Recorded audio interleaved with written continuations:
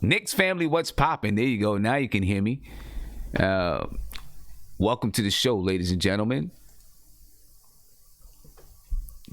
What is it? 3:15 in the afternoon, and we are here live. We're gonna do a game preview of the New York Knicks versus the New Orleans Pelicans.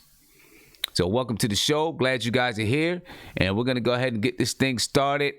I got Andy in the chat. And yeah, we're going to make this thing pop, ladies and gentlemen. Let's talk Knicks, Pelicans, Zion Williamson making his debut at the Garden. Let's get it.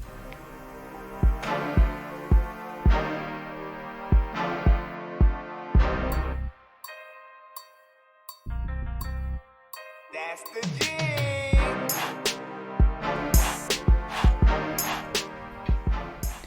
And we are back, ladies and gentlemen. That was just a short intro, but I'm back.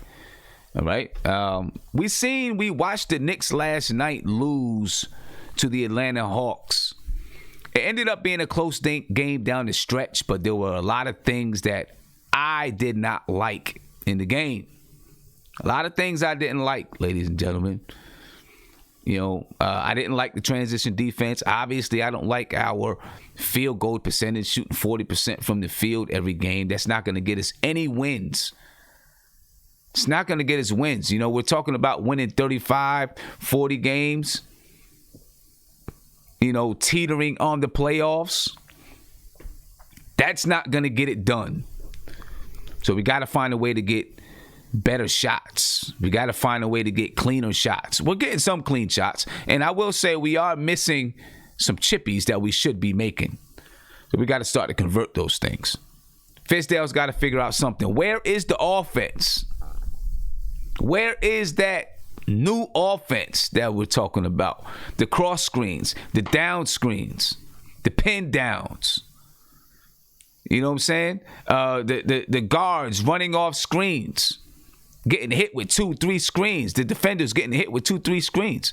That's what happened last night. It's the reason why Trae Young stayed in the paint. It's the reason why Trae Young was able to get them floaters in the paint. Why Dennis Smith Jr., Frank Ntilikina had so much trouble with Trae Young.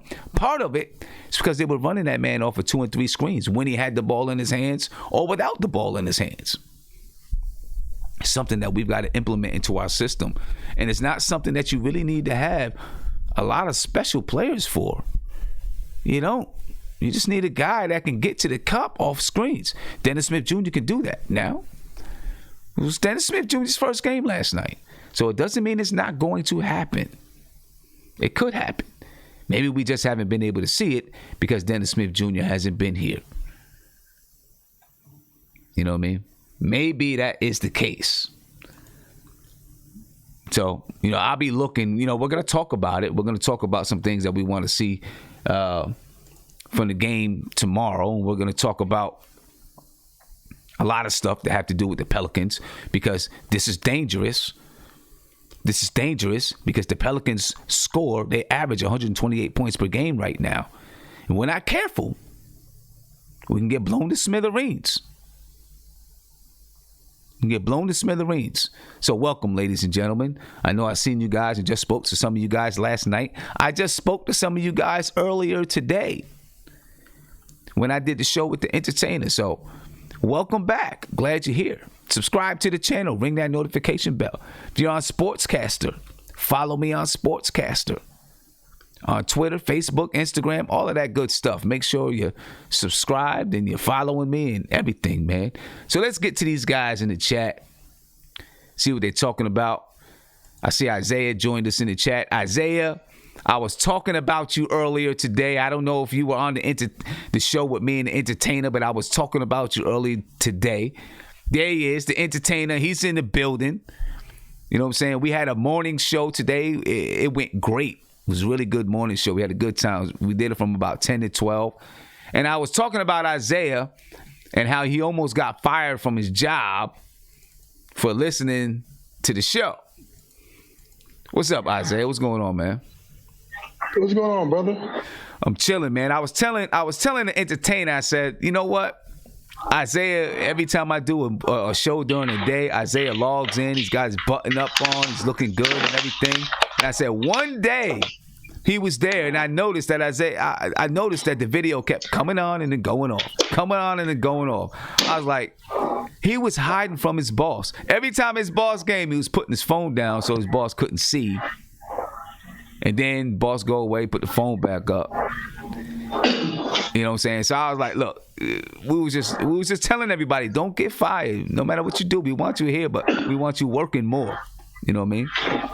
But anyway, yeah, man, can't be getting fired out here, man. Yeah, but anyway, we do have some information, about tonight's game. We're going to get into it a little bit as we talk about some of the stories. Wait, they play tonight or they play Friday? Tomorrow's game. We'll talk about some of the storylines for, tomorrow's game. But just real quick, what's on your mind about the game, man? Real quick. The game coming up now? The game coming up tomorrow. Yeah, so, you said you hit it on the head last night. So, when it comes to the points, we got to get a better way of points. What's really disappointing me, what's really scaring me about Fizz's offense right now, and it's a concern, is that you're right. We're not seeing screens. We're not seeing the double screens. We're not seeing the pins down. We're not seeing ball. We're not seeing people move around, which is crazy because we're still seeing the same thing from last year when it's like one or two guys is doing ISO ball. And, this, what did we see all last year? Frank, Dennis Smith Jr., top of the key, give it to a player. The player dribbles, doesn't move. We get one shot. That's it. And we got to bank on that. And it's like, it's frustrating now because I'm thinking like, we got Bobby Portis. We got Julius Randle. We got dudes that can set screens.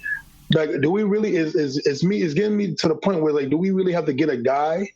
We have to pick up a guy that just does all the little things of setting screens. Like, do we have to get a Steven Adams kind of player to be on the team to set a screen right and stuff like that? It's like, it's getting ridiculous now. It's like we're not getting any easy points. Like last night, how many times I'm disappointed because I'm like, well, I'm looking at the Hawks. We're more talented than the Hawks, and they're getting easy points in the paint. They're just doing double screens, and it's like I've rarely seen the Knicks last year do double screens.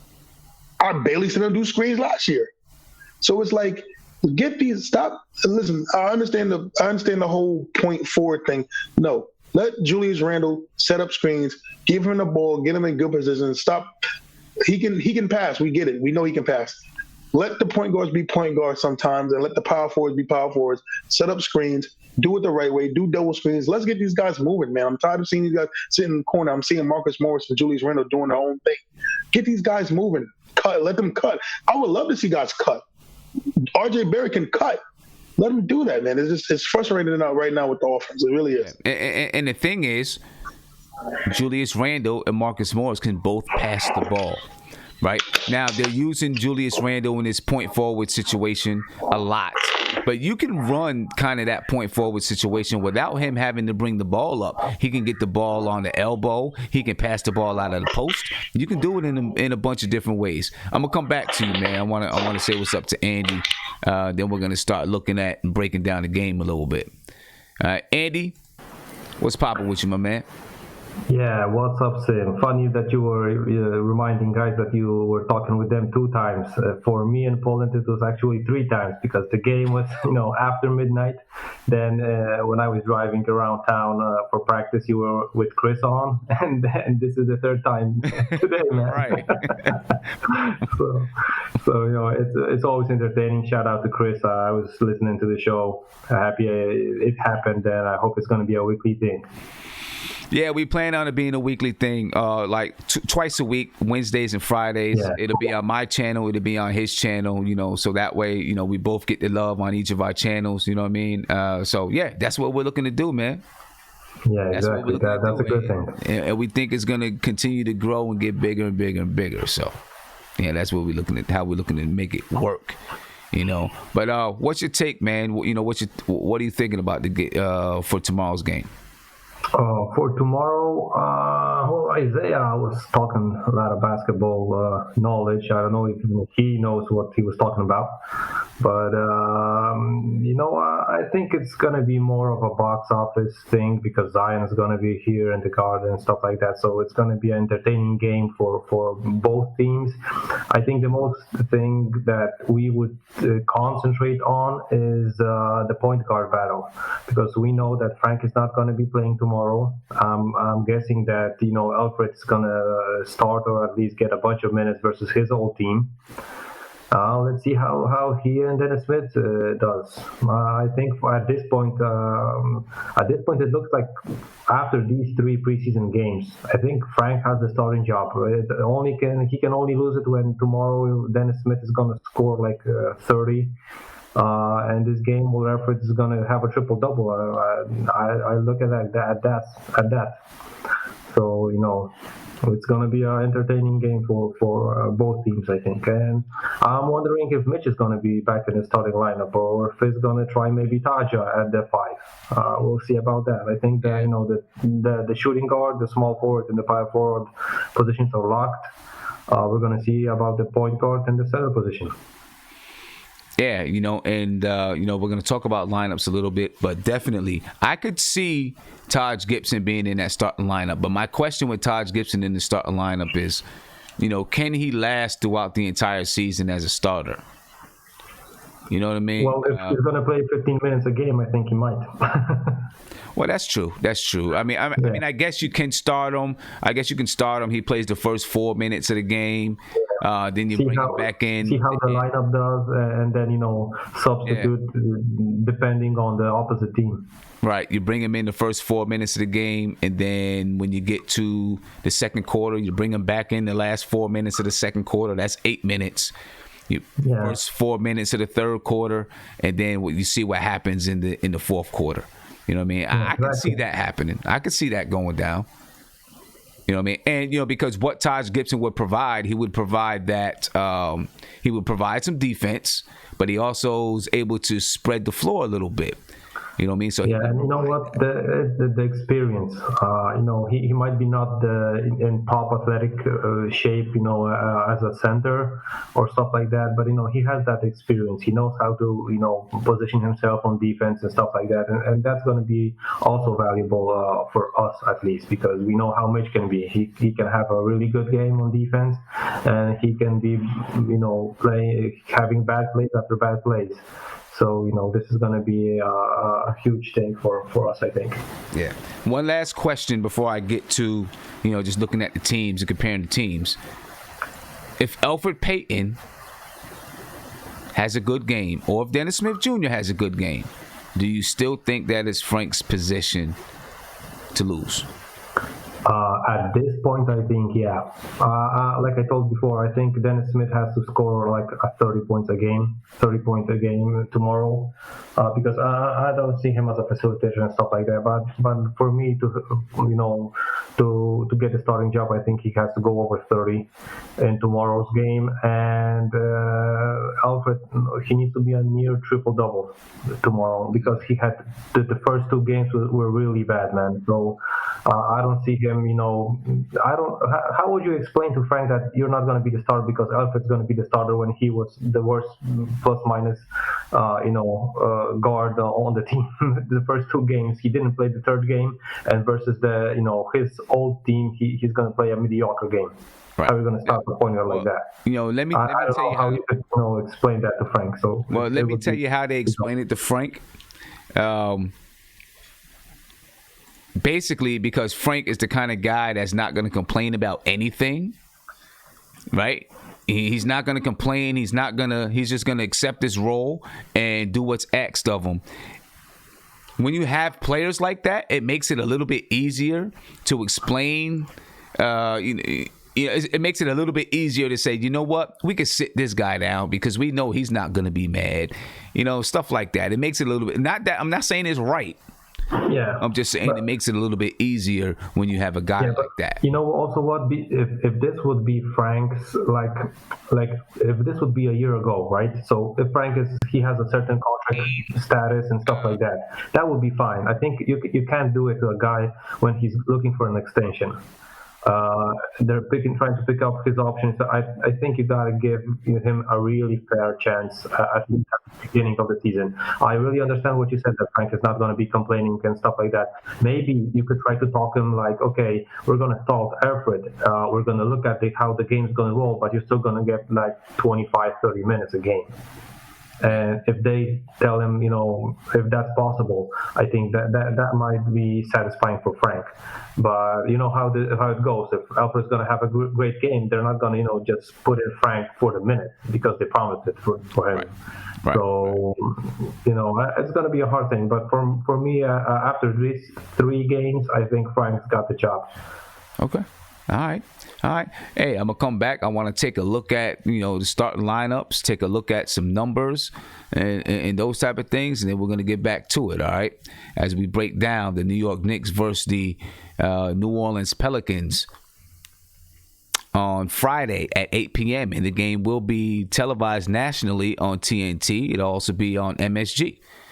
I do want to remind you guys that Monday, October the 21st, hip-hop artist Sky Zoo is going to be on the show. You're not going to want to miss Sky Zoo on the show.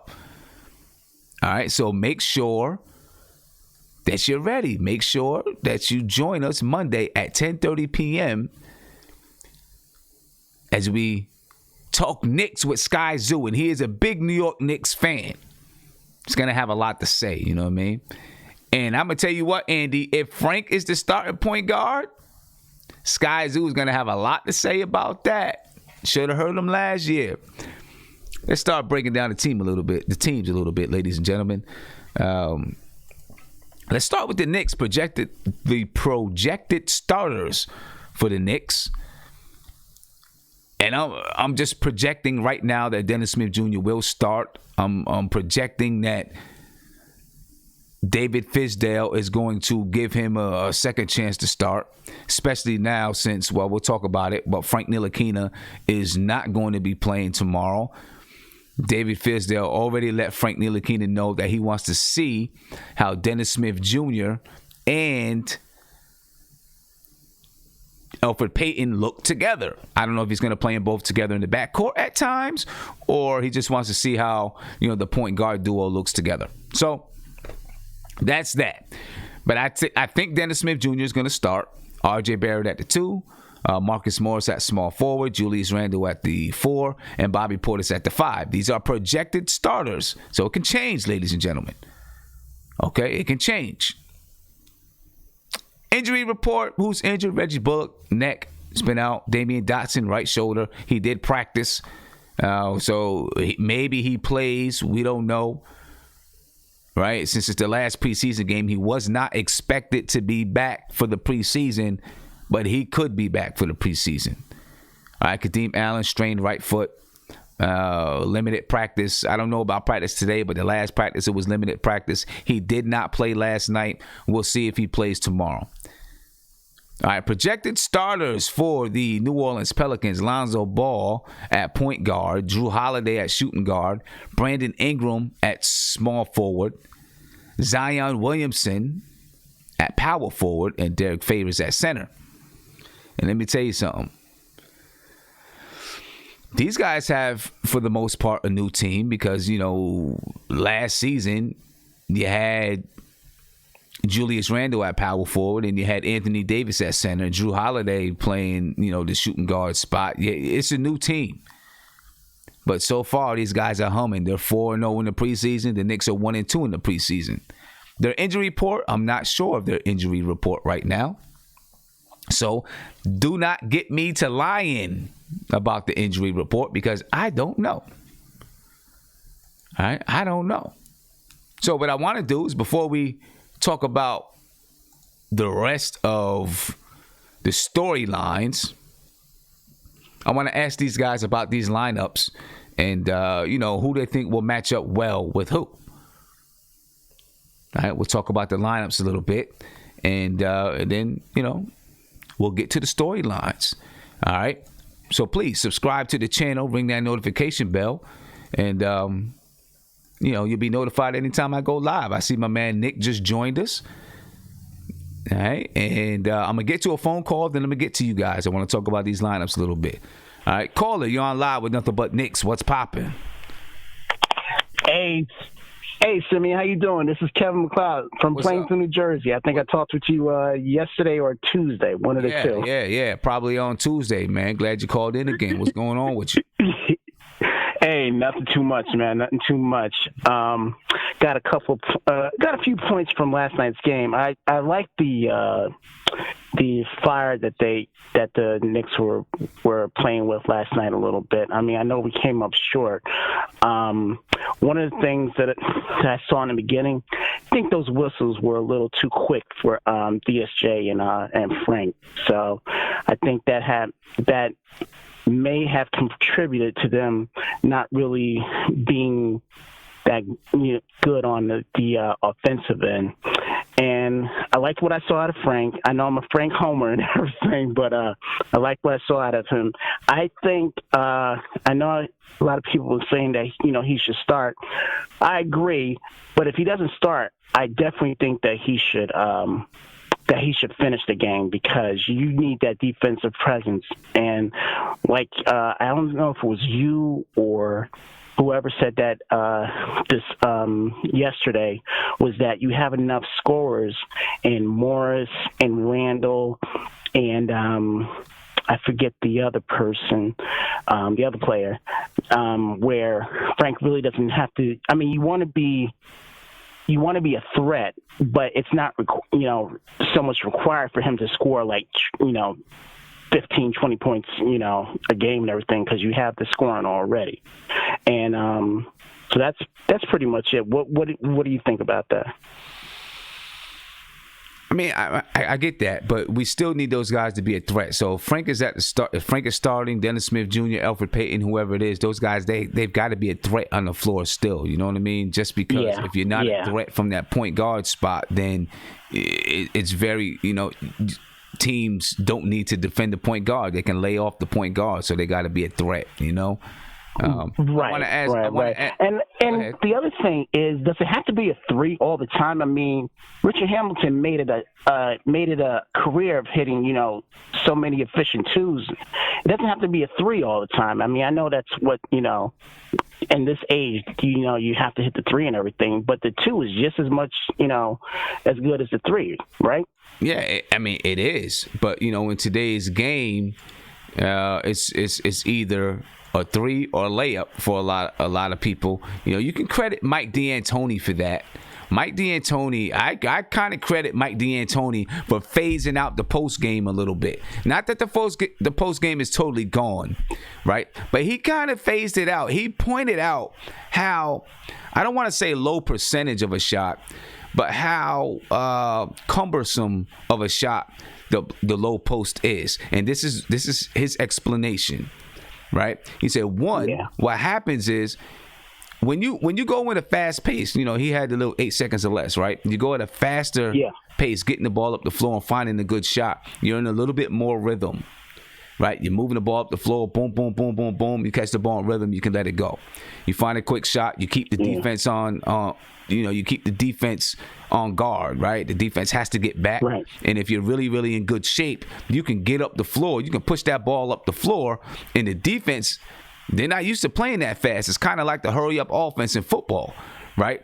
Other defenses are not accustomed to playing that hurry-up offense. So when you're pushing that ball up the floor, not only are you getting a good shot, but you're tiring out the other team. Where when you post up, right? You methodically get the ball around, you get it into the post.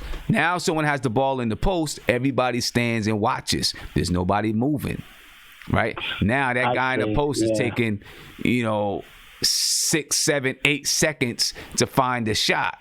You stagnate the offense, So, he kind of phased out that post play, and he doesn't like the mid-range shot. A lot of people feel like the mid-range shot is one of the lower percentage shots on the floor. Even though it's a higher percentage shot than a three, sometimes your mid-range comes very close to the three-point line. So you might as well take the three.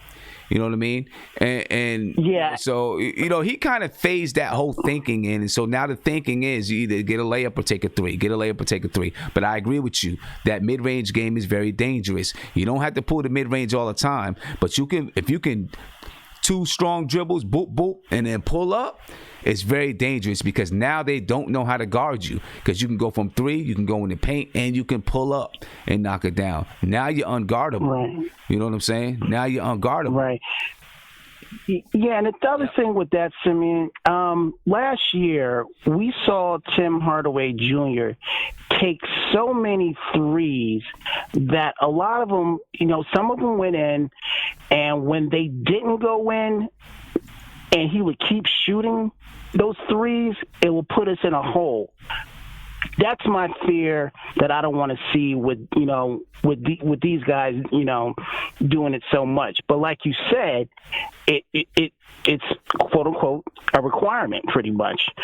So I guess that's my fear because there was, I forget the sequence yesterday. I think Frank took a 3 and I think we were only down 1 or 2 or whatever it was, but Atlanta came back, and scored, I think, 2 straight and everything, and that kind of, threw us off.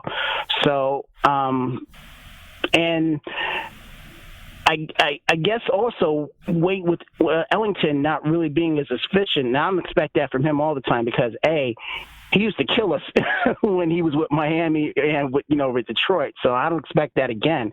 But it's just that if you miss that 3 a couple of times in a sequence, and the other team scores, it's going to put you in a hole. So I guess that's the way I look at it a little bit. Yeah. 2 more things. I think Trier. I think Fizdale knows what he's going to get in Trier, and I can't explain why he didn't play last night, but he's going to play tonight, and I know that once the season starts, Trier's going to be really a part of that rotation. And I'm one of those people now that I don't want, Fizz getting, fired like 20 or 30 games into the season because the Knicks have been well known for getting rid of coaches real quickly, and I just want to break that cycle. Yeah. I want to see like a coach, last for, a couple of years or so. I mean, when you look at Philly, the coach down there, when they were, when Philly was abysmal, they still kept that coach, and I just want to see us have that, consistency, so we don't have those labels of being, dysfunctional and everything, because we're always getting rid of, management or coaches, so quickly. So what do you think about that? Nah, I agree with you. Listen, David Fizdale is definitely his evaluation period has begun. Right, it's there now. Now it's time to analyze what he can do. Last year he got a pass, but yes, we need some stability. You got to have some stability. You know what I mean? So you do got to give a chance for David Fizdale to work with these guys, get guys in that David Fizdale as well as the management team feels are good players, that can get you someplace. And then really start saying, okay, now you got the tools, go get it. Do they fully believe that they have the tools right now? I don't know. You know what I'm saying? But Fizdale was also brought in to be a developmental coach, so it's also on him to develop players. So, yeah, we'll absolutely, see, man. Absolutely. Okay, well, that's all I had. Sim, thanks so much, man. Again, continued success. You do a great job, all right? Enjoy the game tomorrow, all right? All right, no problem. All right, great call, good call, ladies and gentlemen, good call. So I'm gonna get to you guys in the video chat, man. I want to know what you think about these lineups versus the Pelicans. Okay, and I'll read them off to you one more time, but I want to know what you think about these lineups and how we're gonna be able to match up, or if you're even worried about matching up right now. All right, let me see. I'm gonna start with you, Nick, since you just joined us. What's going on, Nick? How you feeling? I'm all right, man. How are you? I'm good. So tell me, man, these lineups right now is looking like probably Dennis Smith Jr. will be matching up with Lonzo Ball, right? RJ Barrett with Holiday. Not playing tomorrow. What'd you say? Ball is not playing tomorrow. Ball's not playing tomorrow. Okay, I didn't catch that. Okay, so good. Ball's not playing tomorrow. I can make that adjustment. So who's going to be starting at point guard instead of Ball? It's going to be Etuan Moore and Holiday. Etuan Moore is going to be starting at point guard. Okay, so I'm going to make that change so that we have that. But I think it would be Holiday and Etuan Moore will be the second guard. It's going to be the shooting guard? Yeah, I think he'll be shooting guard. It got him listed as forward/shoot as guard, so I'm guessing he's the two. Okay. All right. So then what do you think about these matchups then? What do you think about the matchups? You know what I mean? So I'm going to make this change.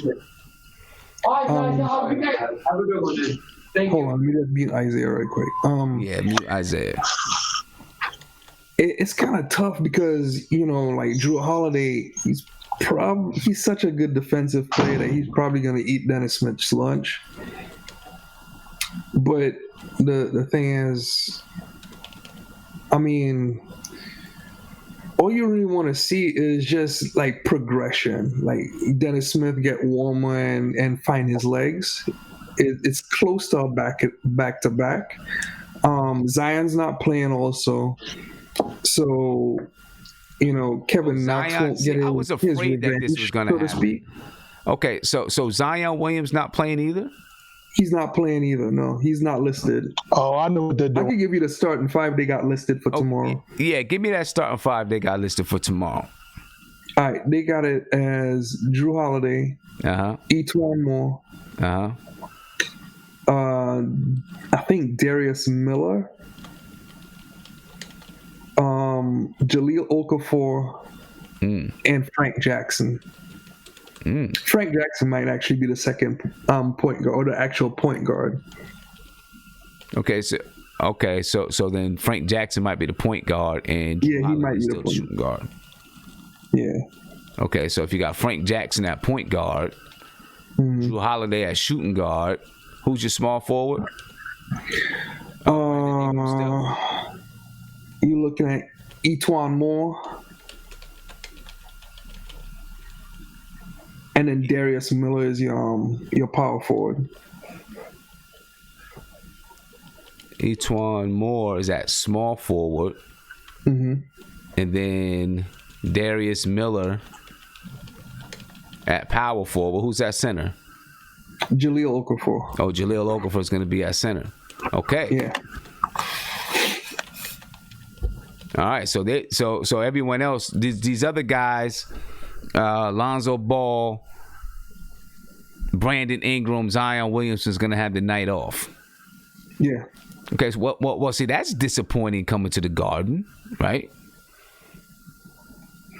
Not really. If you think about it, Frank's not playing, and Dennis Smith is trying to find his legs.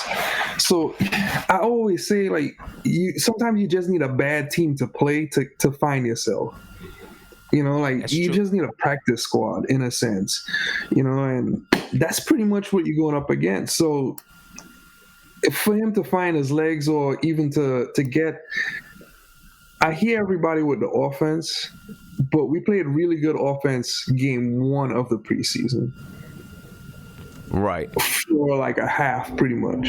Like the ball whipped, it moved.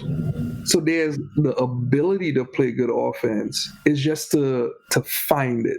So it may take playing this bad team somewhat to full strength and whipping the ball around, getting that vibe again, and then catching yourself, and taking it into the regular season.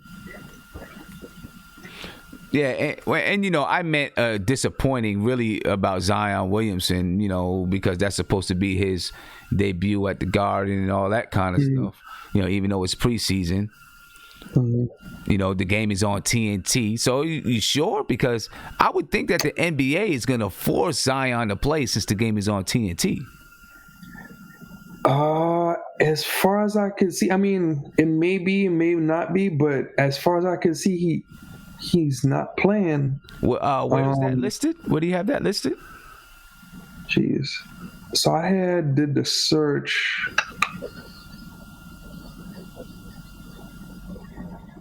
And look, NBA.com is funky. They still got Anthony Davis still being on the team.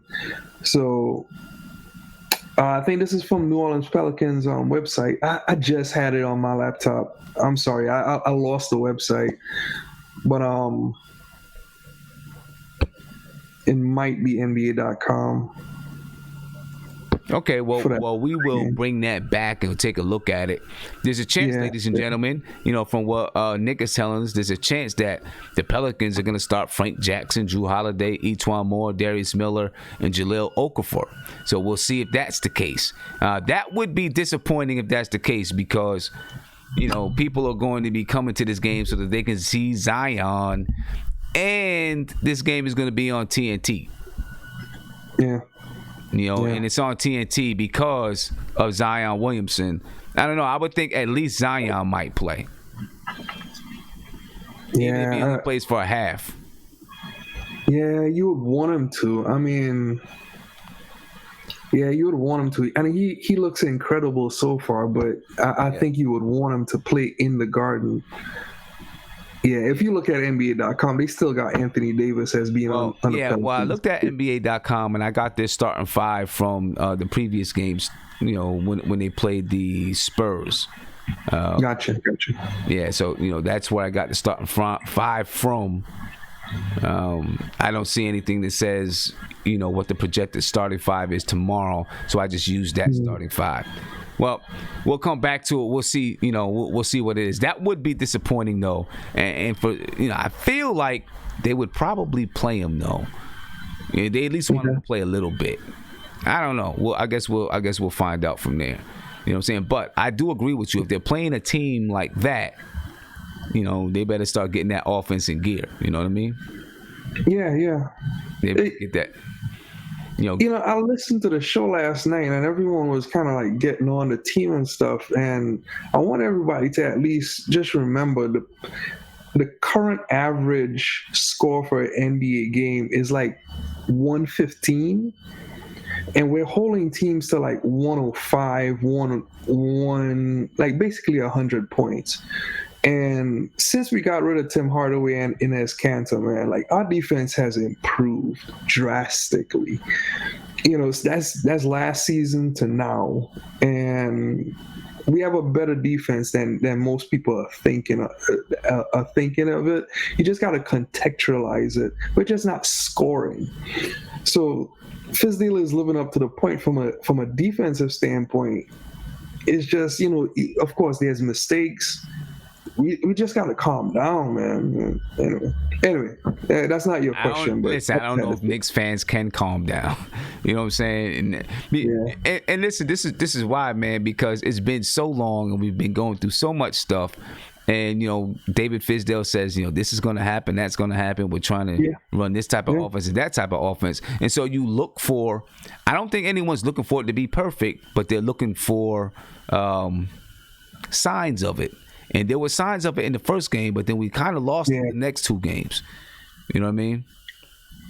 You know what? Quick question. Yeah. This is where I get baffled with the point guard situation because I feel like we need a point guard. I still miss Jared Jack. I was going to say this. Like, who is the floor general just saying – get in order? I hear everyone saying Frank, but it still breaks down with Frank too. Like, I want a floor general again, man. Yeah, I mean, I think we got to hope that one of these guys develops into being that floor general. You know what I mean? Mm-hmm. I think that's. That's got to be the hope that one of these guys is going to turn into a floor general. Because we desperately need one. Yeah, we desperately need one. That point guard spot has been such a sore spot for us for years. Yeah, you know what I mean. Yeah. For years, it's been a sore spot. So. Let's hope that we finally get one, and we're gonna do some research to try to find out about the Pelicans starting lineup. All right, and right now I'm bringing it back to what it was originally, and we'll find out if there's going to be any changes. Again, these are the projected starters, and we'll see if there's going to be any difference. Let's just assume, Nick, that it's going to be Lonzo Ball, Drew Holiday, Brandon Ingram, Zion Williamson, and Derek Favors, right? Yeah. Let's just assume that it is. If that's the case, do you put Dennis Smith Jr. on Lonzo Ball, or do you put R.J. Barrett on Lonzo Ball and let Dennis Smith Jr. guard Drew Holiday? You got to put R.J. on him. Dennis Smith. Go ahead. Dennis Smith can't keep up with Lonzo Ball because of his height. He's too savvy. Lonzo Ball is just going to eat his lunch, man. And in turn, Lonzo Ball is a great defensive player too, so he could defend and keep up with Dennis Smith Jr. As athletic as he is. I think Dennis Smith is going to be able to get points on Lonzo Ball. Because you still also have the times that Drew Holiday is going to switch on him. Like Dennis Smith could have a very difficult day tomorrow. Okay. And then, so then you got R.J. Barrett on Ball because of size. Dennis Smith on Drew Holiday. Marcus Morris. Okay, So now, do you go Marcus Morris on Brandon Ingram or Marcus Morris on Zion Williamson? Because if you go Marcus Morris on Zion, then Julius Randle, that forces him to play Brandon Ingram. You want that. These are the starters. So what do you do there? That's the way you want it. So far in preseason, if you looked at the Pelican games, Brandon Ingram has been suffering because everyone else has been getting the attention. And his game really, I'm telling you, like, guys, he's going to be a guy that's going to be shopped around. And his game is suffering a lot because he can't get the touch time. Like, Zion is the priority. So he has the ball handling and stuff like that. I think he will be able to get loose with the second unit, if I'm not mistaken. I think that's pretty much what I saw. But like with the first unit, he hadn't been getting much touches. And then he doesn't shoot well. He is like a large Frank. He could do a lot of things with the ball, but he does not shoot well. So he could get to the rim, he could pass. He rebounds at a decent clip, and he defends well.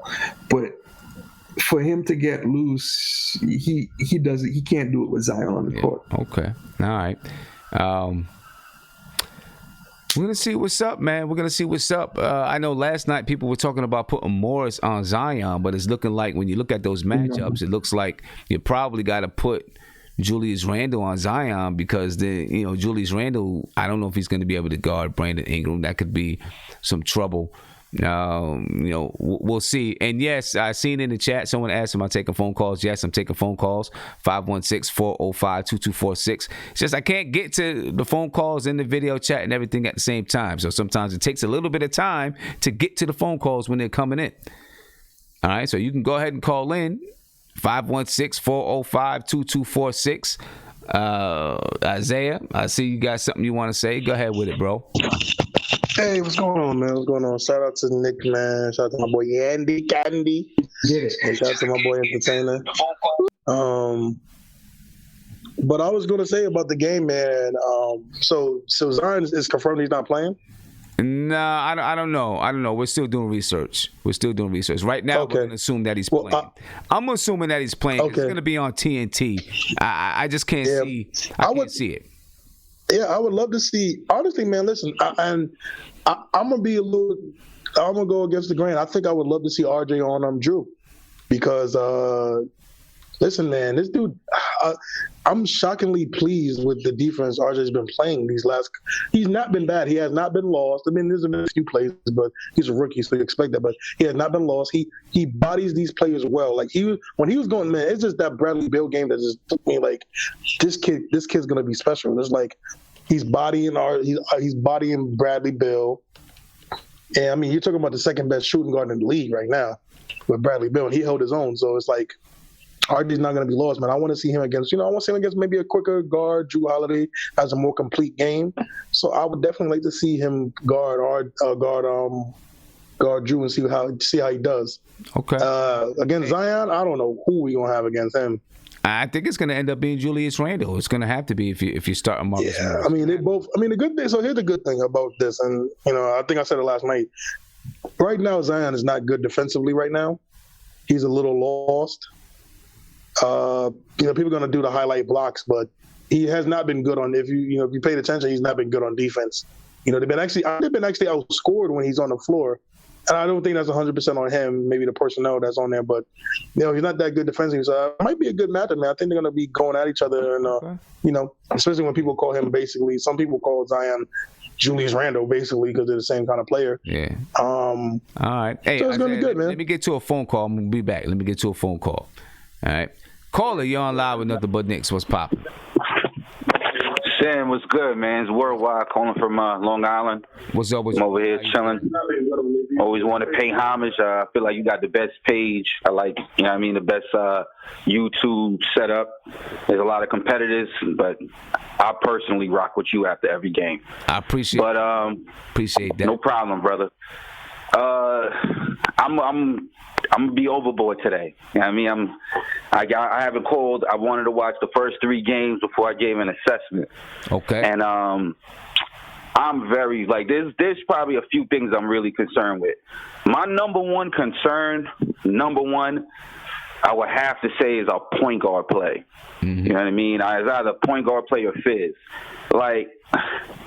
It's been I don't know how many years since Marbury left, but man, in today's NBA, if it's not evident now, you need a freaking point guard, man. You need a point guard who can create, be effective in the pick and roll, get into the paint, throw a little floater, be able to read the defense.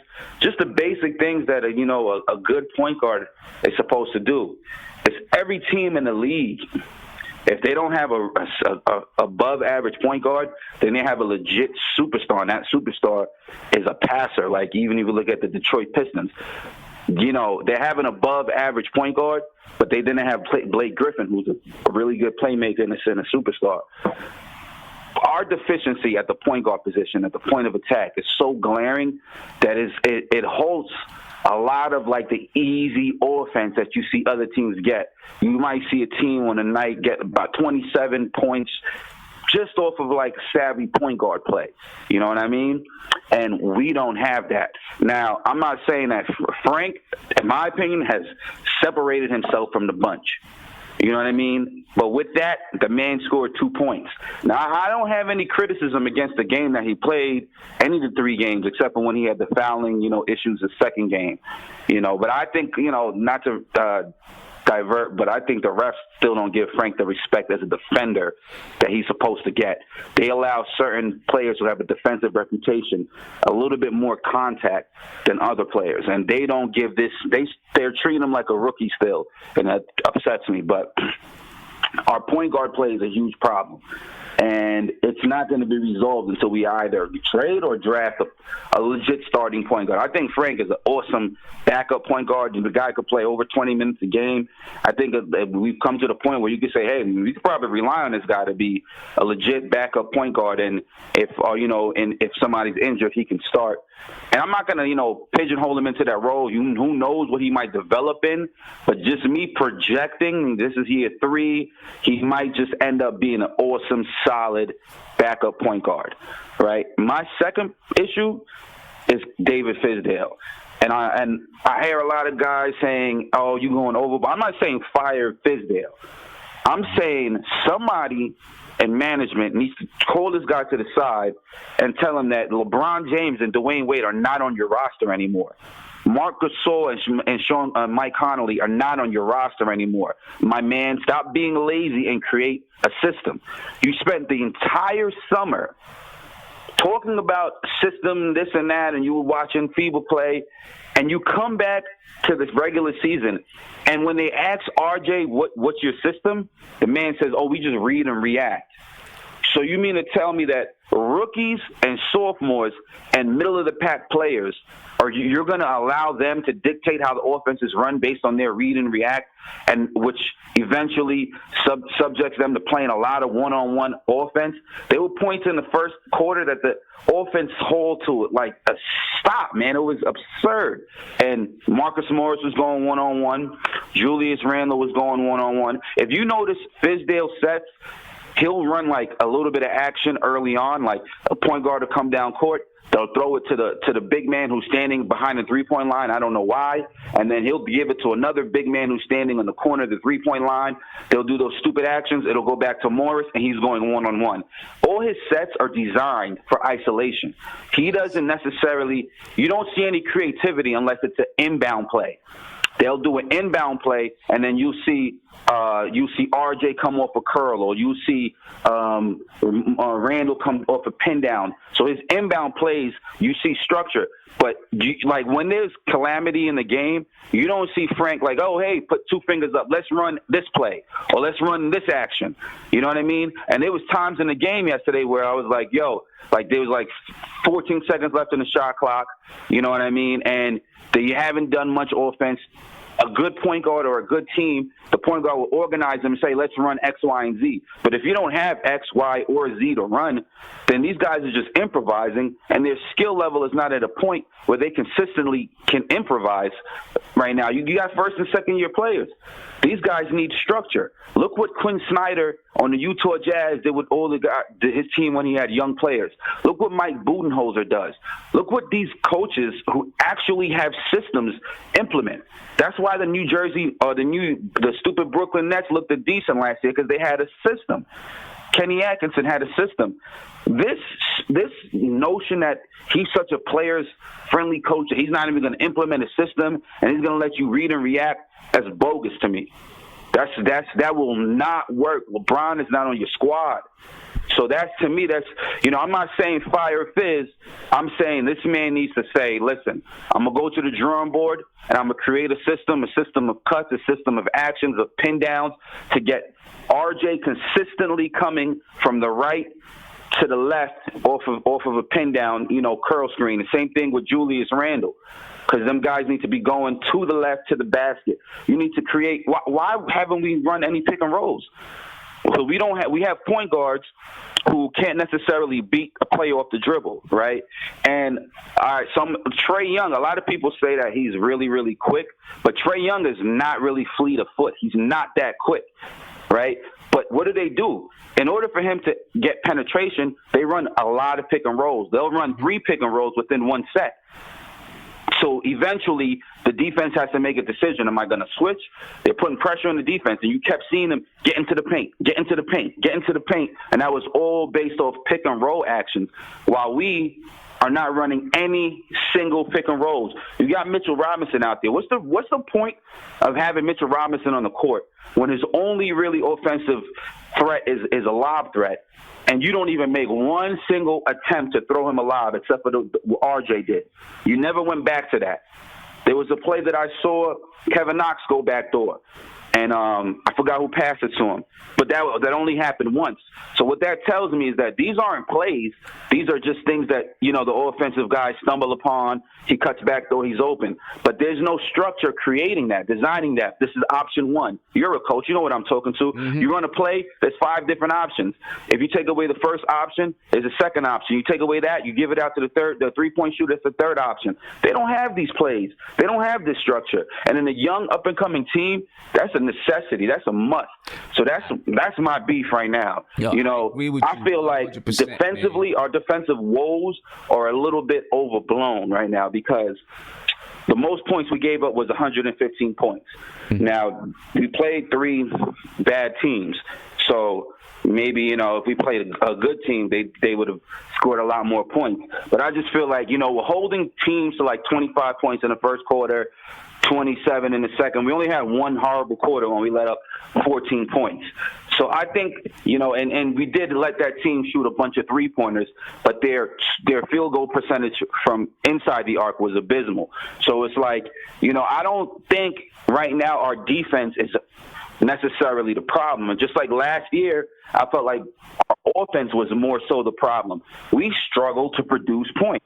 We struggled to score, and that is a direct result of lack of offensive philosophy and any sort of design of an offense that will keep the players flowing. And once the offense is stagnant, now your body's not moving as good, so it affects you defensively also, right?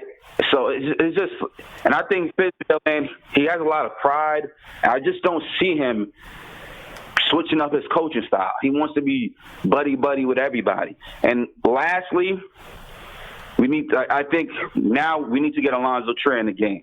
We need to get this man in the rotation. Yeah. Especially in a game like last night where we struggled offensively and nobody was really able to create anything. You got a dude, a walking bucket sitting on the side who in garbage ball and whatever type of style of ball, this man, you give him the ball, he can create shots for himself. Maybe not for others, but he can generate points. You didn't let him play single second. And I'm going to also say this. My man City, for real, I mess with him, but the whole Elfrid Payton stuff needs to stop. He was going on and on about that over the summer, and I'm like, I don't know what Elfrid Payton did in his career to warrant those, him being perceived as a great point guard, but his first 2 games were terrible, and it's only a 2-game sample, but he's been in the league for 7 years, and he hasn't improved, and he's been the same player he hasn't developed a jump shot. His time is up. You cannot play him over the other 2 point guards we have. I'm giving Dennis Smith Jr. a pass on last night's game. Last night's game was absurd, but I'm giving him a pass. That was his first game in the preseason, and he was playing against an elite point guard. So I'm giving him a pass. He looked like he was winded on the defensive end, and they were just running him through pick. He doesn't have the length that Frank has to recover. So I'm giving him a pass, but I want to see a hell of a lot more the next game. I feel like this team has the potential to win over 30-some-odd games, maybe even close to 40. But the potential will only be reached if we have some type of an offensive structure. There's no way that this team is going to battle it out and win, 35 games off their own skill. There has to be implemented scheme in order for them to win. That's just how I feel, man. All right. I know I'm ranting and raving, but I'm kind of tight right now. You know what? I mean, you said it all, man. You said it all right there in that one call, man. Lot of good stuff there. A lot of good stuff that you said. Listen, we've seen the same thing from Fizdale last year when, you got a bunch of young guys and he wants the guys to go freelance on the floor, run, read, and react. And you're right. Young guys, they need some sort of direction. That's how, it just is what it is. They need direction. But, hey, I appreciate the call, man. Real good call. I'm probably going to clip it out and post it on Twitter, too. I appreciate that, man. Yeah, appreciate it, bro. Have a good one. You too, my guy. Right, man. Peace. Real good call, ladies and gentlemen. Great call. I like that call. Yeah, you guys are right. I am going to take this and put it on Twitter, Facebook, whatever it is. Real good call. Let's look behind the scenes a little bit. Not behind the scenes. Let's look behind the numbers. All right. We looked at this last night. The Pelicans. This is who we're getting ready to play. Now, my man was talking about defense. And the defense hasn't been too bad. There are some things in the defense that I'd like to see fixed, but we could work on it.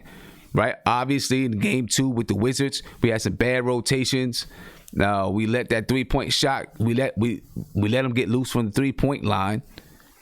You know what I'm saying? Off of bad rotations, not communicating, getting too deep into the paint and those type of things. Last night wasn't too bad. I'd like to see, there was some transition things that where we let them score and transition on a fast break, didn't pick up the basketball and stuff like that. But it happens in the game, so we'll let it go. We only gave up 100 points, right? We only gave up 100 points. Now, the Hawks have only been scoring 94 points up until last night. So, we'll see what happens tomorrow if the Pelicans are playing their lineup, right? If the Pelicans are playing their starting lineup, then I can tell you what, we got to be careful because they average 127.8 points per game right now.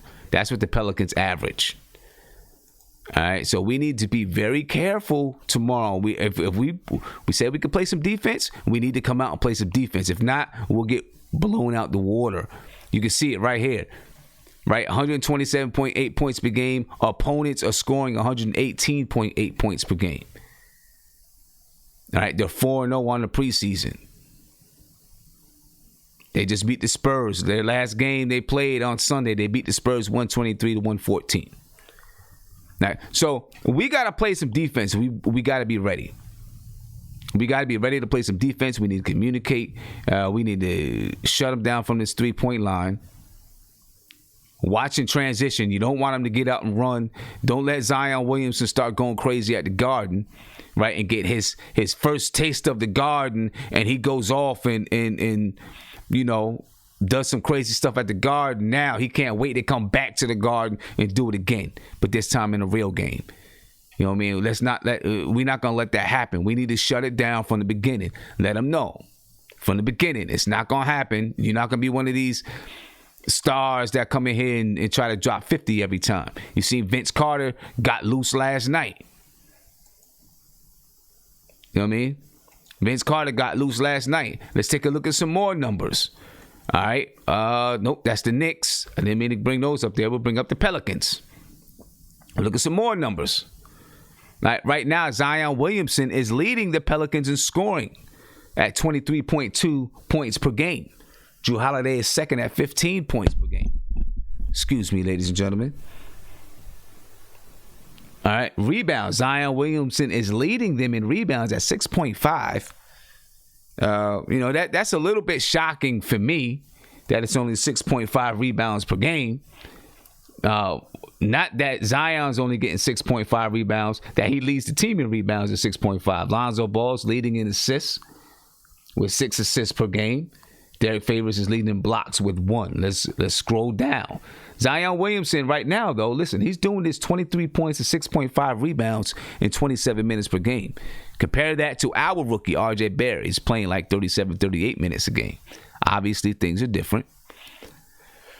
All right, we're going to look at their preseason averages. Zion Williamson right here, 23 points, 6.5 rebounds. He is shooting from the field, 71% from the field, 25% from 3. All right, and let's look at this 3 ball. Let's go down and look at this 3 ball. Drew Holiday, he's averaging 15.7 points, shooting 35% from 3. Nick Alexander, 15 points a game, shooting 42%. Brandon Ingram, 14 points a game, shooting 33% from 3. Frank Jackson, he's averaging 11.8 points per game and shooting 53% from 3. All right, Lonzo Ball still can't shoot.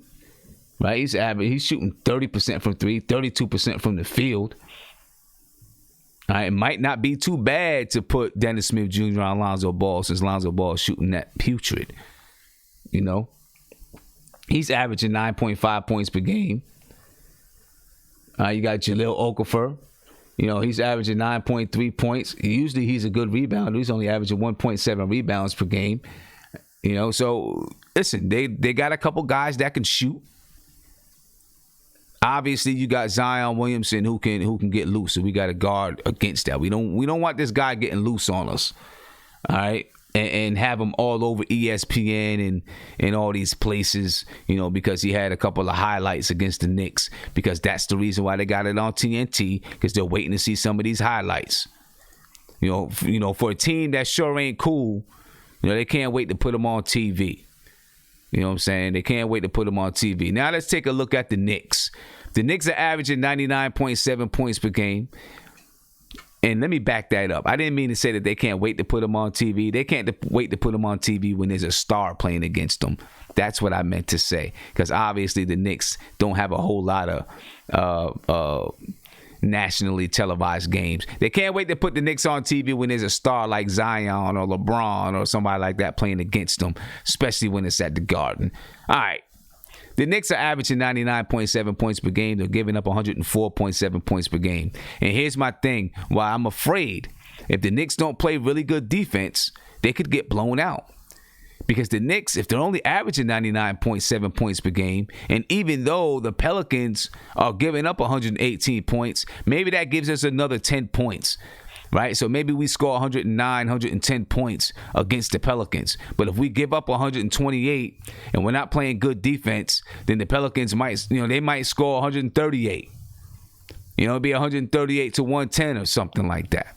You know what I mean? So we gotta be on point, and I'm looking for David Fizdale to make some adjustments with the roster, get some schemes out there so that we can play defense and we can score the ball. Like my man just said, if we have some structure, we get a little bit more structure, we will probably be able to score better, right? That first game, I was excited because I seen so much more structure. Wayne Ellington coming off screens, pin downs, cross screens. There was some actions going on. There was a little bit one-on-one, Marcus Morris a few times, Julius Randle, and that's going to happen. But there was a lot of action and ball movement, at least in the first half, settled down a little bit in the second half. We haven't seen it since. All right. Those are numbers right now for the Knicks. Let's take a look. Let's go a little bit deeper inside the Knicks. Marcus Morris is leading the team in scoring, 17.3 points per game, followed by Julius Randle at 15, although Julius Randle did have 20 points last night. Bobby Portis is leading the team in rebounds at 8, followed by Julius Randle at 7.7, and R.J. Barrett, 7 rebounds per game. Okay, that's, listen, I really do like that R.J. Barrett can rebound the ball, folks. I really like that R.J. Barrett can rebound the ball. And you also see that R.J. Barrett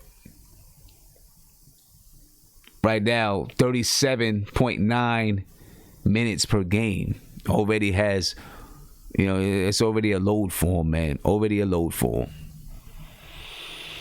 Right now, looking at the Knicks shooting, there's 2 people on the Knicks, 3 players on the Knicks are shooting over 45% from the field.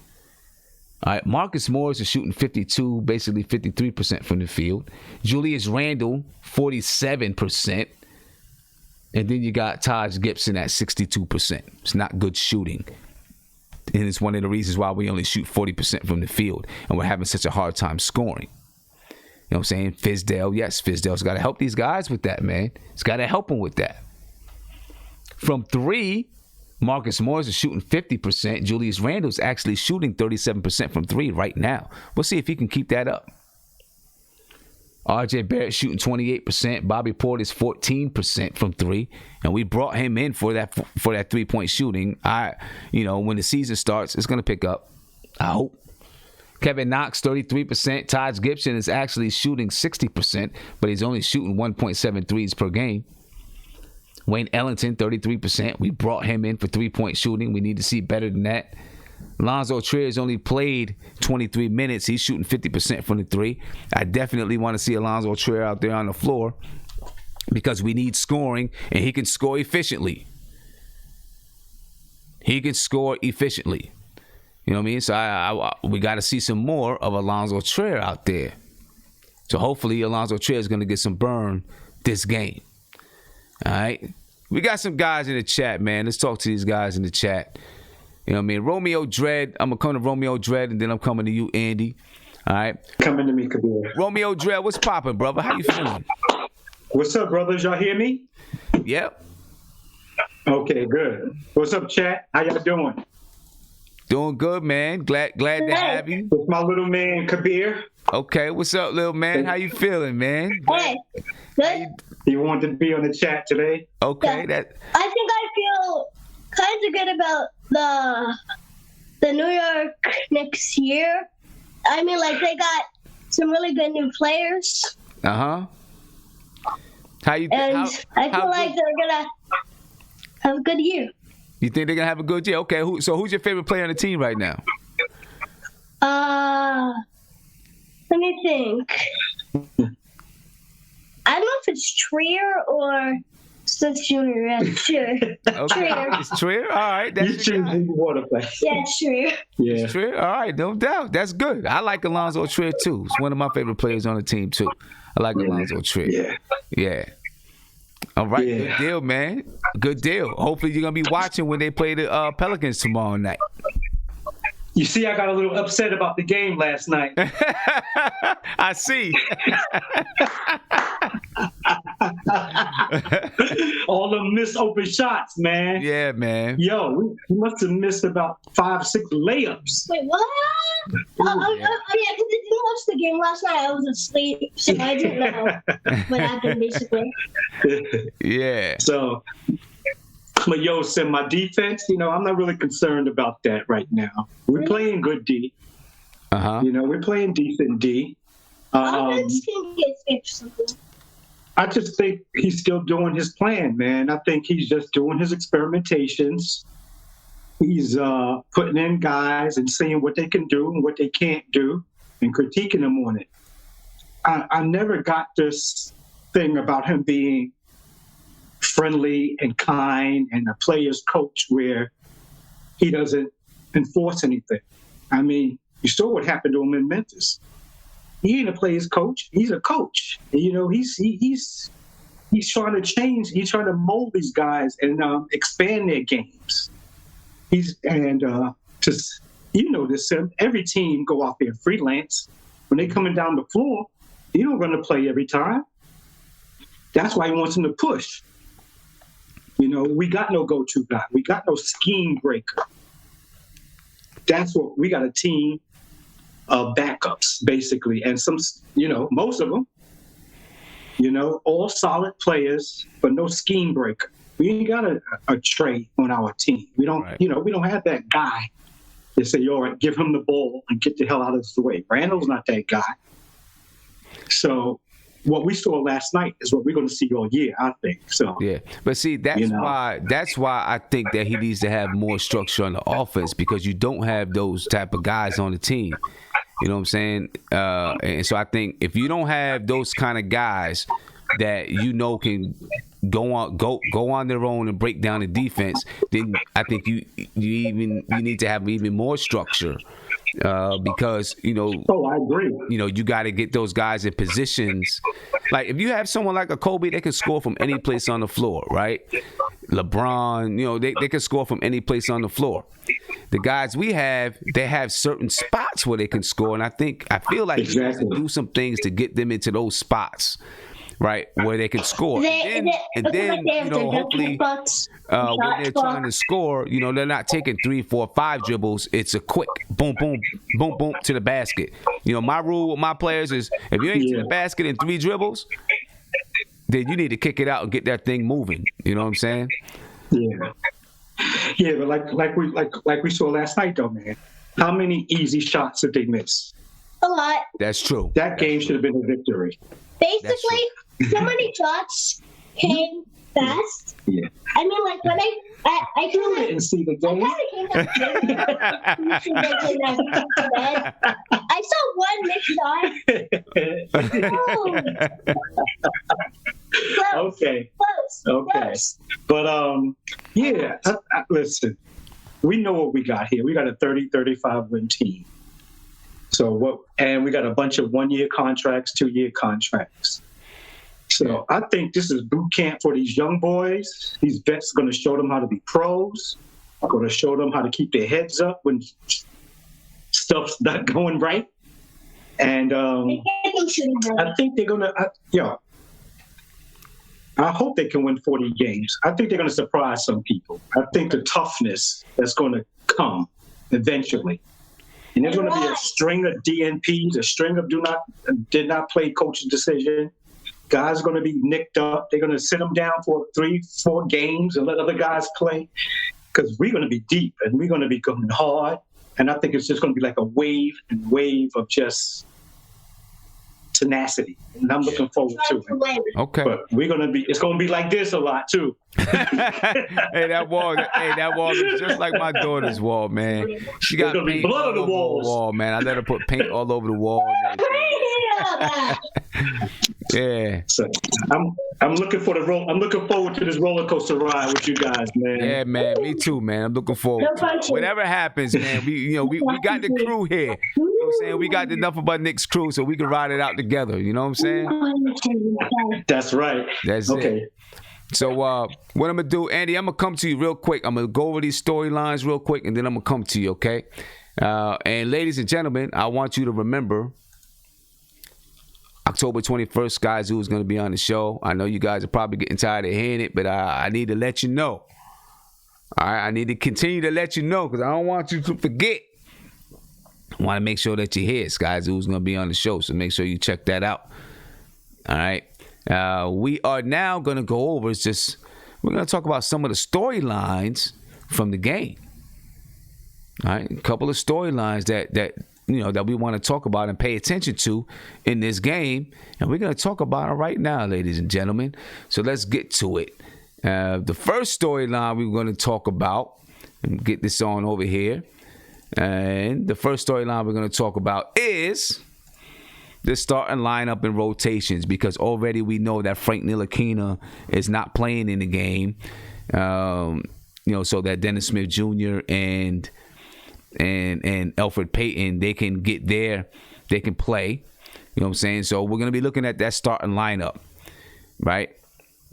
We're going to be looking at that starting lineup, to see, is he making any changes, making adjustments? Is Taj Gibson going to start? And I'm only asking that question because we brought it up. You know what I mean? That Taj Gibson, if he doesn't want to start Mitchell Robinson, you can start Taj Gibson, who can still spread the floor for you a little bit and give you some defense down there.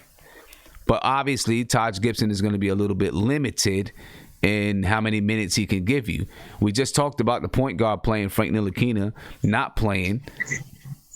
Right, so they're still trying to find their footing as far as who's going to be the point guard on this team. You know what I mean? And I think this might be a year-long thing.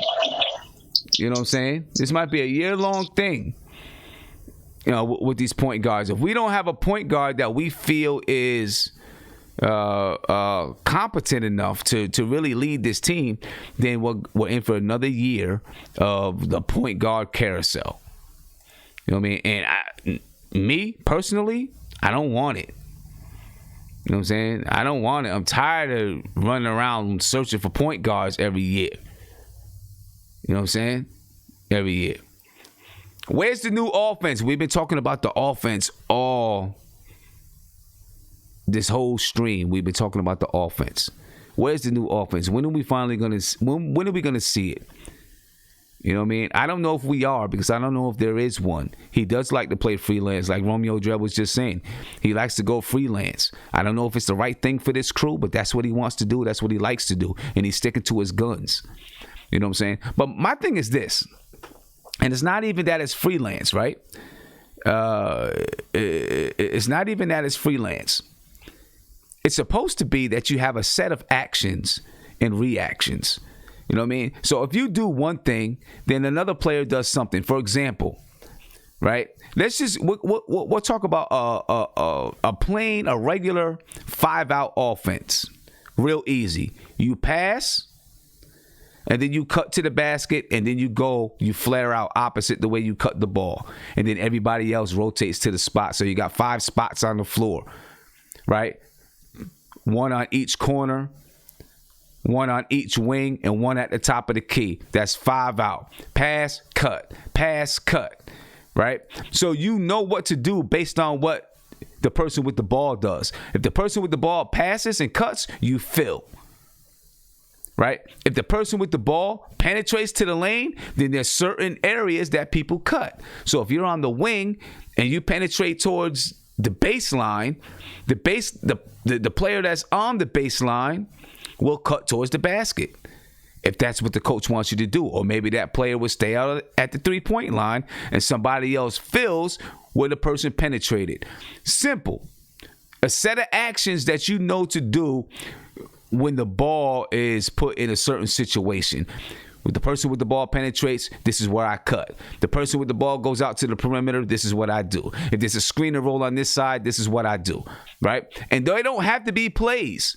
It's just a set of actions that you know to do with whatever happens with the basketball. I don't even see that. You know what I'm saying? I don't even see that. So where is it? He talked about these cross screens, down screens, and all these other things, where is it? The only thing that I have seen consistently is Julius Randle running the point forward. That's the only thing I've seen consistently. And I'm not exactly sure it's working. I'm not exactly sure it's working. They're going to continue to experiment with it. I would expect them to. Right? And they should. If that's what they believe they've got to do, I guess you got to experiment with it and see, give it some time to see if it's going to come together. But I'm not so sure if that him running point forward is going to come together. We'll see. Transition defense. I want to see the transition defense. You know what I'm saying? I know most people are saying, our defense hasn't been too bad, and it hasn't. It hasn't. It's been way better than last year. Way better than last year. But I want to see the transition defense showing up. I hate it when I see someone dribble from the one foul line to the other basket without being picked up. That can't happen to me. Right? That can't happen. Somebody's got to pick that player up and get in front of him. What's up with Alonzo Trier? You know what I'm saying? There should be a question mark there, but we're not on this for grammar. We're not on this for grammar. But anyway, what's up with Alonzo Trier, man? Why is he not playing? We need Alonzo Trier on the floor. You know what I'm saying? He's one of our best scorers. He should be out there. He can score the basketball without a doubt. You know what I'm saying? We're averaging 99 points per game in the preseason. Get this man on the floor, let him get some buckets. And then, of course, Zion Williamson is debuting at MSG. And you already know my thoughts on that. Cool. Zion Williamson is debuting at MSG. That's all good. Right? That's all good. You know, and it should be fun. But let's not start allowing Zion Williamson already to have his way at the Garden. That's not what we about right now. That's not what we're going to do. I'm sure Marcus Morris is letting them know that, no, this is not going to happen. You know what I'm saying? We are not going to let Zion Williamson come into the Garden and dominate the Garden that way. You know what I'm saying? And that's how it should be. That's how it should be. So, you know, he's coming to the Garden. There's going to be some electricity in the building. You know what I mean? RJ Barrett, he's going to want to show that, you know, this is my house. And I think that the team should be ready to protect our house for RJ Barrett. For RJ Barrett. You know what I'm saying? That's what I think, man. That's what I think. Andy, I'm coming to you, bro. I'm coming to you. What's up, man? A lot of stuff that I'm pretty sure that you heard that we went over. You know what I'm saying? Just talking about the Knicks in general, talking about these matchups with the Pelicans. We heard the one call that got on the line. He had a whole lot to say about Fizz and the offense and stuff like that. What's your take on everything, Andy? Yeah, man, it's gonna be hard to follow that caller, man. He was a good one. So whatever we say now here in the video chat is gonna be almost useless. Yeah, but to be true, you want just to run down the topics, the storylines as you pointed them out for you real quick. I can run them down for you real quick. Storylines, man. Obviously, starting lineups and rotations. Point guard play. Frank is not going to play. Where's the new offense? What are we looking at? Transition defense. What's up with Alonzo Trier? And then Zion Williamson debuting at MSG. And I put the question mark in the wrong spot. I'm going to change that and bring it back up just so I can make it right. But that right there is, yeah. Yeah, so one thing that I wanted to, copy him as me, if Zion is going to be playing, because Nick G said something that they might not go with him, at the game. If Zion is going to be playing, there's no way we can put Randall on him. That's going to be a disaster, and he's going to have a career high if Randall's going to be on him. We got to put Morris on him. That's one thing, and that's, I wouldn't even discuss it. It's a no-brainer for me. Well, if Frank's not playing, so I'm guessing Frank Jackson and those backup guys, Etwan Moore, they're gonna have almost career games, because I remember Frank Jackson killed us last time he was at the Garden. So this time might be the same thing, and he's shooting like over 50% from three in this preseason. But to go back to the Knicks, you know what? I'm curious because most of the teams in preseason, they use preseason just to look through the whole roster. This was basically playing like the season rotation now. We didn't see the guys from end of the bench. We didn't see Wooden. We barely saw Iggy. We barely saw Alonzo Trier. So I'm thinking about it. If Fizz is gonna go with the rotation that he was using in these 3 preseason games, or he's gonna maybe sit Randall or Morris for this game. We don't still have the info, but that might be a thing. If they're gonna sit out those their star players, I think Fizz might go the same way, so we don't look stupid like we lose to their second team. That makes sense. Let me ask you. Let me ask you this: if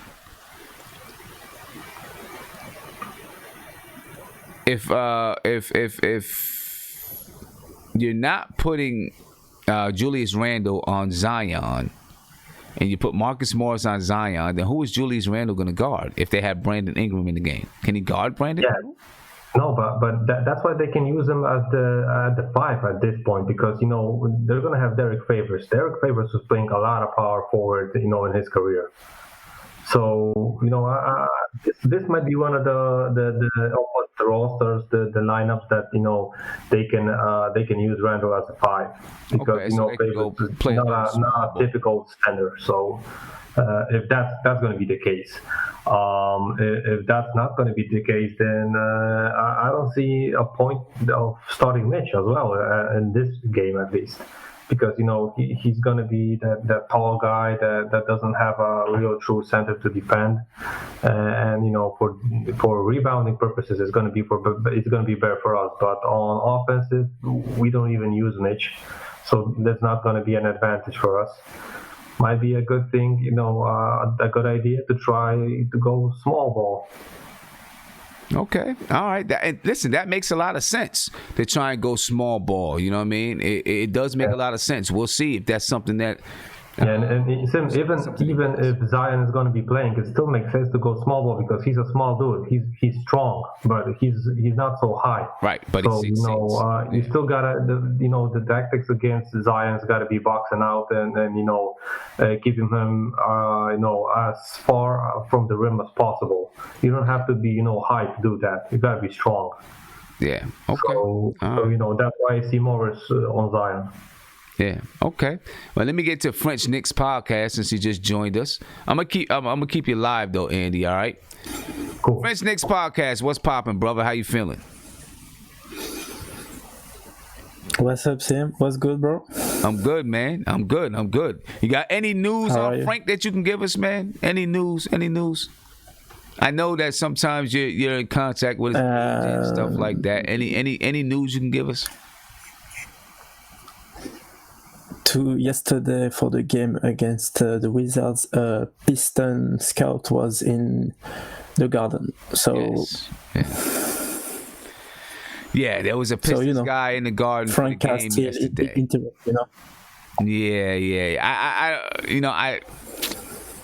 I know. Yeah, I did read that there was a scout in the Garden yesterday. From the Pistons, and obviously there's rumors out there that the Pistons are interested in Frank Ntilikina. I don't know, man. What do you think? French? Do you think that Frank's going to be moved to the Pistons? I think the situation is not good for Frank now, because Fizdale, I think, don't trust Frank potential, and every more game I see in the preseason, for me it's even worse situation for Frank. For me, that the situation is not good. Frank played for me the best minutes that he ever played with the Knicks jersey, but and I want so much the backcourt with RJ. So the situation is not good at all, and something happened during the summer, I think. So, I have the details, but I have not all the details. So I missed something, and the situation is not good now. That's the truth. I don't like to hear that. I don't want to hear that, but I don't want to hear that. Yeah, it's hurt, bro. Yeah, I know. Yeah.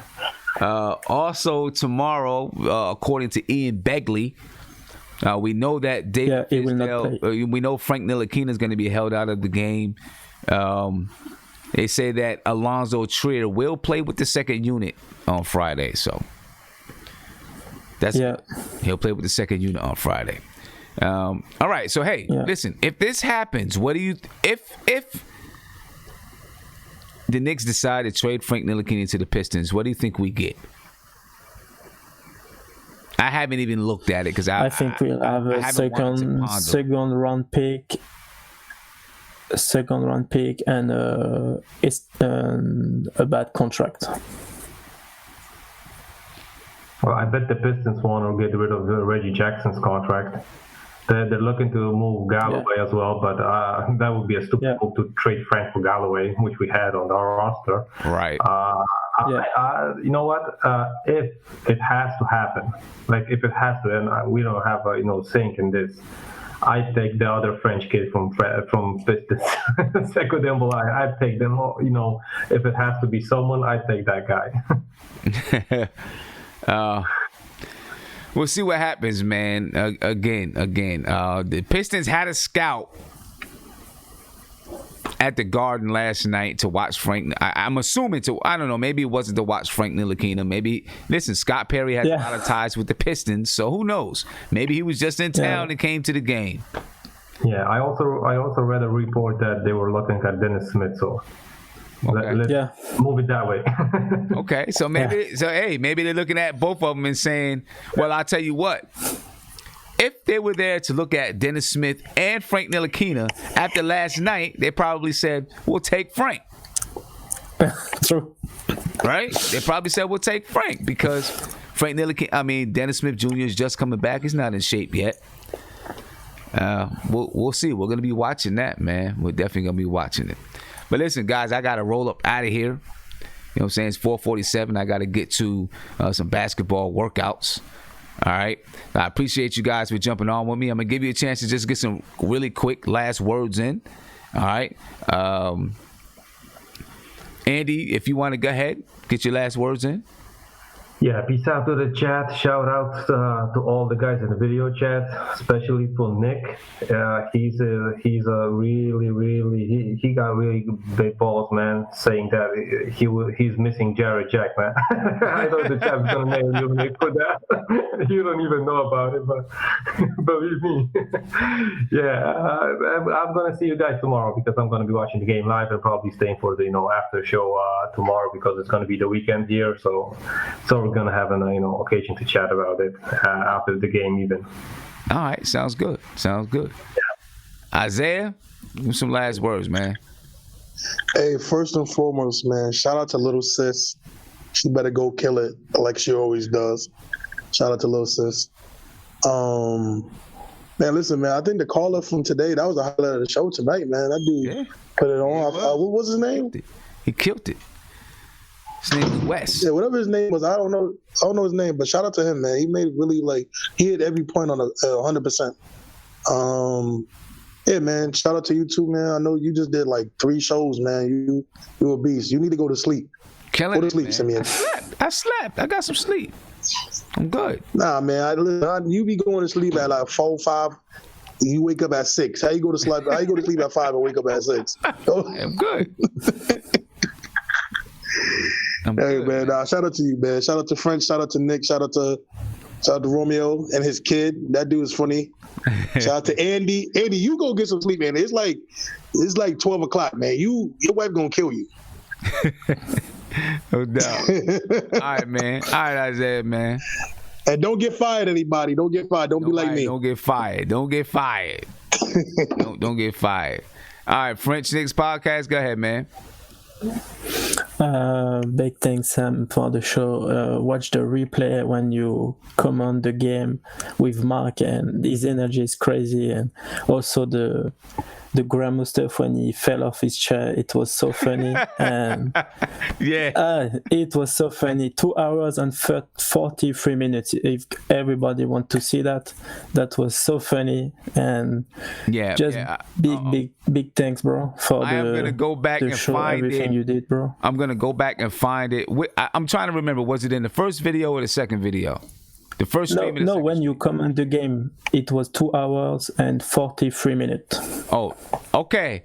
At 2 hours and 40. Hey, Guillermo. Yeah, what, Guillermo? I know Guillermo's in the chat. Guillermo, we got the time and everything. 2 hours and 43 minutes when Guillermo fell out the chair. I'm cutting it up. I'm getting it. Thank you, French Knicks Podcast. I am getting it. Appreciate you, man. Have a good one. Romeo? Give some quick last words. All right, fellas. All right, I'm looking forward to the season. Guillermo falls off the chair. I do a mass murder. That's how we rolling, baby. We ain't stopping. That's how we do it. Yeah. It's all good. All right, looking forward to this game, man. So the Pelicans gonna win the chip today, huh? This year, right? They 4-0. They're not gonna lose. Right. They're the next champs. Right. 4-0. They're the next preseason counts. Champs. All right, man. All right, brothers. Later, man. Y'all be safe. It's rabbit season, and we the rabbits. So y'all be safe out there. No doubt. And let's enjoy this game. Let's get it. And Nick. Yeah.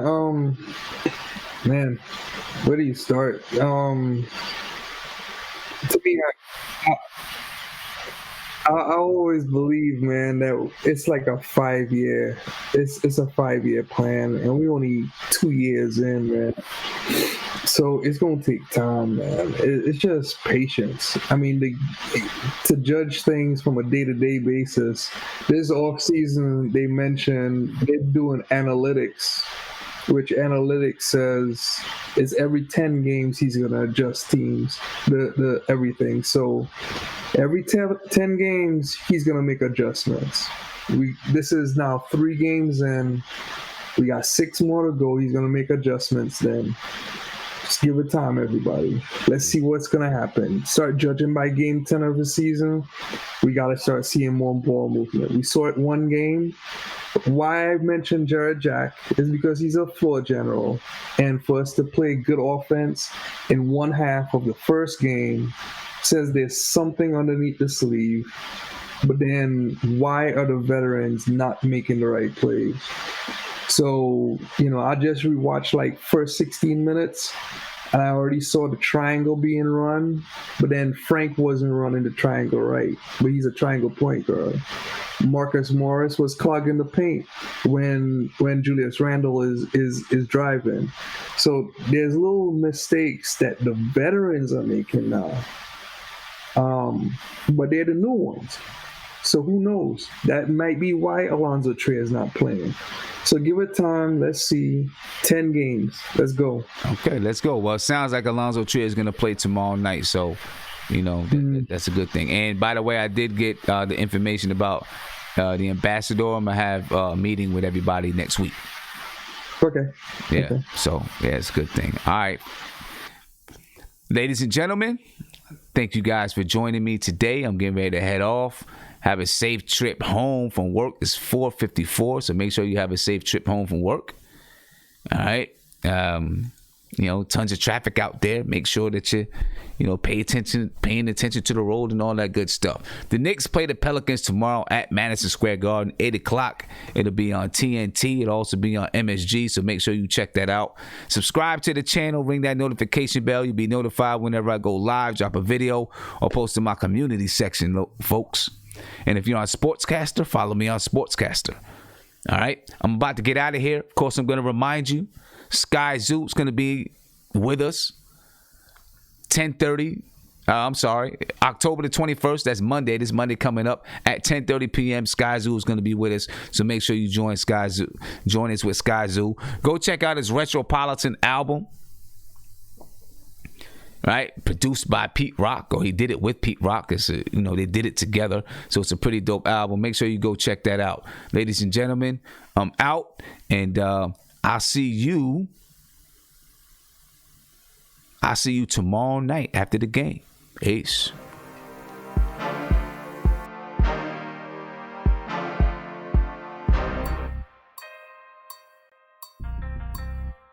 That's the G.